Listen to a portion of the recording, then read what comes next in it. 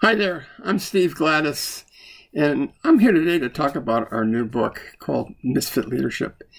And I want to begin by, well, confessing to you. Listen, I was brought up Catholic, and, confession was part of our lifestyle.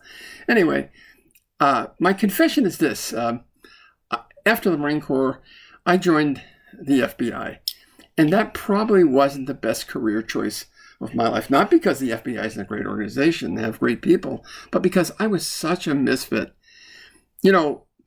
Federal judges and people like that and prosecutors really like people who can collect evidence and fingerprints and are good with detail and could find stuff. And I was not good at that as a field agent. I couldn't find stuff. I'd go into a room and search it, and I'd say, "Hey, did you find anything?" I'd say, "No," and people would come in and say, "What's with the bloody knife over here?" Or "What's with the diary that says why I kill people?"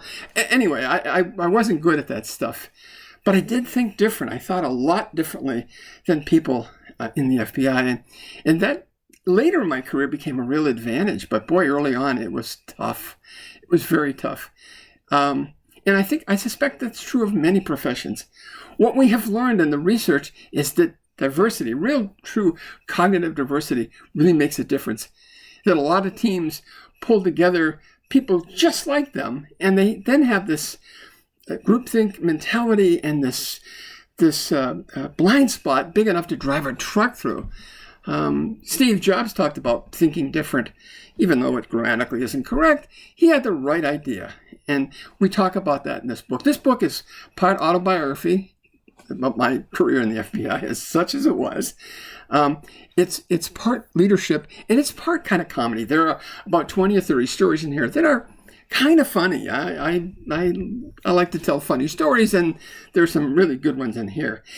And it takes place at a time. Now, it's a retro kind of thing. It takes place at a time, about the same time, in the late 80s.